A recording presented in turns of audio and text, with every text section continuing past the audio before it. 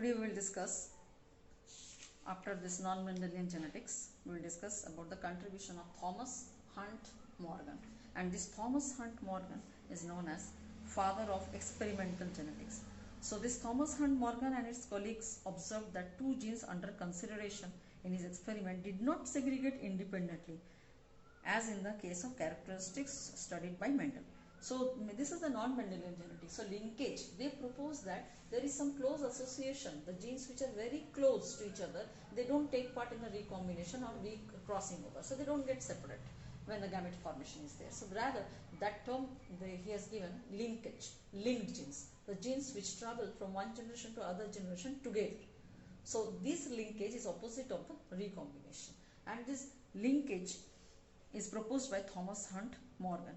So like and Thomas Hunt Morgan better like specimen which he studied is Drosophila melanogaster, and that is a fruit fly. And this Drosophila has 4 pairs of genes, okay, and he found that there are the 4 pair of genes, 4 pair of chromosome. So linkage group is also 4 in them. So Drosophila is having what? 4 linkage group, because it is 4 pairs of chromosome. Linkage group is 4, okay. And similarly, if the human being has 23 pairs of chromosome, so the linkage group is also 23 groups are there. So this is the linkage groups. Now Drosophila, Mendel has studied Physocyte, but Thomas and Morgan has studied Drosophila. Lots of plus points are there in Drosophila, because of male and female are easily demarcated. Then X-linked characteristics are there. X-linked and X chromosome related characteristics are which can be studied easily. Then other phenotypic characteristics are very easily visible, easy to culture Drosophila. Okay, so this way lots of characteristics are there for Drosophila which help Thomas and Morgan to study this. So linkage group you have understood. Now that means there are certain genes who are very close to each other, and there are certain genes who are very distant from each other. So which are distant from each other, that can take part in the crossing over, that may separate. So independent assortment is true for them because of recombination or crossing over. But independent assortment and linkage, they are totally different. Okay. So Alfred Sturdivant, that is a Morgan student, use the frequency of this recombination between gene pairs on the same chromosome as a measure of the distance between genes and map the position of the chromosome. The first time genetic map is introduced by Alfred Sturdivant, and the distance between the between the two genes is, the unit is called as map unit. So this is the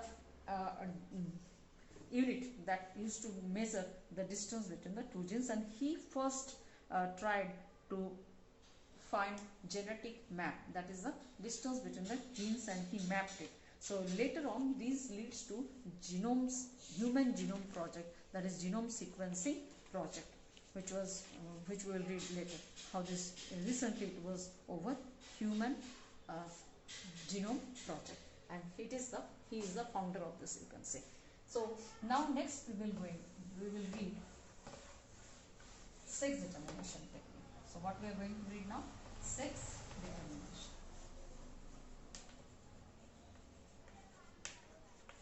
Now in sex determination there are a variety of sex determination. One type you have studied already in class 10, that is in human being, and that is a simple thing, XX and XY type. XX and XY type, the first one. Now this XX and XY, this XY is a male. So male is the determiner of the sex of the child, and XS is provided by the female. Now what is this X chromosome? X chromosome is a sex chromosome which is little large in size, and Y chromosome is the smaller in size. Okay, so this is the thing. And here Y chromosome bearing, that is male, is the determiner of the sex of the child. So now male heterogamety is seen here. This is male heterogamety. Okay, now the second example is where you will get again XXXO type. Now XXXO type, so this one is seen in human and also Drosophila. Drosophila is also having XXXY and XXXO type of sex determination, which is seen in grasshopper. And here the males have only one X chromosome and produce 2 types of sperms, 50% with X chromosome and 50% without X chromosome. Okay, but females have a pair of X chromosome. So this XO here, XO is the male heterogamety, XO, and it is seen in grasshopper. grasshopper is there, where XS XO type of sex determination is seen. XO is the female, where female 50% sperms are having 0 O type and X type is 50%. Next one is female heterogamity, you will see, and here ZZ ZW. Now this ZW is a female, so female heterogamity is seen by this ZW, and where female is producing 2 types of gametes, Z and W type. Okay, so this is seen in this method is seen in the this ZW is birds. Okay, so birds, they have this type of sex determination technique. And the last one is a ZO type. So ZO type, and where again you can see female is heterogrammatic, that is ZO. So here again female heterogrammaty is seen, and it is seen in Z butterfly and moth. So this is seen in butterfly and moth. Butterfly and moth, which has ZW. So in this way 4 different types of sex determinations are there, but along with that some more sex determination are also possible, like environment decide sex determination in some turtle, lizards. So they have environmental sex determination techniques depending on the temperature of that. When the eggs hatch, what's the temperature that shows that female or male will develop.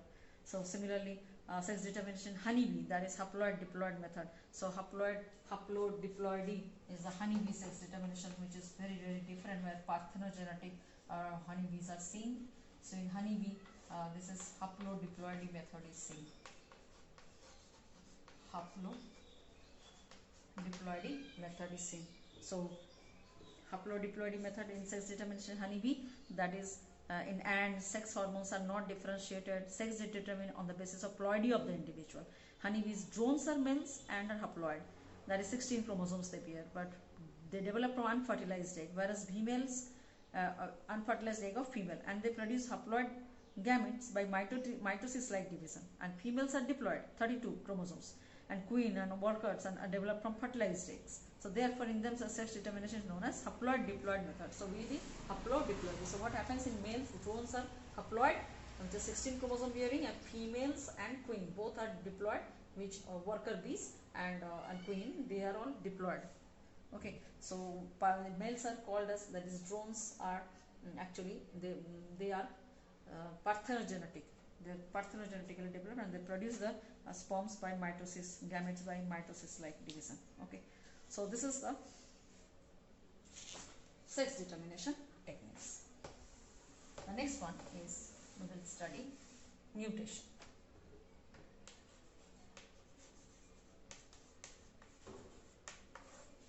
Now this mutation is maybe in the gene or maybe in the chromosome. Okay, so mutation is, first one is divided into a gene, chromosome and the chromosome. So 2 types are there. We have in the gene, that is gene may be point mutation and frame shift mutation. So this may be your again point mutation and frame shift mutation. Okay, and now this may be chromosomal, in between the structural change may be there, and sometimes the numeric changes also there. So numeral changes are also there. So chromosomes, structural as well as numeral changes are also there. And this numeral, when the number of the chromosome changes, this may be your like aneuploidy and polyploidy. Aneuploidy and polyploidy. So this is the different types of mutations are written, and this gene mutation, that is the change in the pair, that is point mutation also, and like sickle cell anemia is a disease where single base pair change is there, so that is point mutation.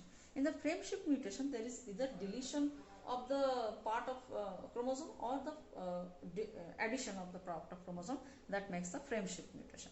And then loss or gain of a segment of DNA result in structural alternation of chromosome. So that may be because of deletion, maybe addition. So the entire chromosome pattern will change because of the structure. So that is insertion, and this addition, deletion, translocation, So these were different types of structural changes may appear in the chromosome. So entire chromosome may be changed, that is in that cancerous cell it happens. But now when the number changes, the number of chromosome means, suppose in human 23 pairs of chromosome, that is 46 chromosome. If now 46 become 47, that is the addition of one chromosome may be there, or deletion of one chromosome may be there, or one or two chromosomes may be there. So this aneuploid results, that is 2n plus 1, maybe 2n plus 2, then 2n minus 1 can be also possible, and 2n minus 2 can be also possible. But here in polyploidy, the set of chromosome is more, like it is the 2n, then it can be 4n, it can be 6n, it can be 8n, it can be 12n, like that the set of chromosomes become more. But why such kind of things are appearing? Aneuploids, this is because of loss of failure of chromosomal movement during anaphase, that is for non-disjunction. And polyploidy results because of failure of cytokinesis. That's why the set of chromosomes become double, triple, like that. So polyploidy is very good for clades. And aneuploidy is seen in case of human beings, where we can observe lots of diseases that we are discussing in next class. We'll discuss in the next class. Okay. So this is a kind of these are the it can be polyploidy, can be your autopolyploids or allopolyploid, depend upon the same allele bearing with the if I write polyploidy like AA, all same, this can be double 4 times increasing. This is 2n, it can be 4n. Okay, so 4n. So in this way, if it is now allopolyploid is such kind. So this like allopolyploid is there. So autopolyploids are like this. So today read this much. Thank you. Clear your doubts in the online class.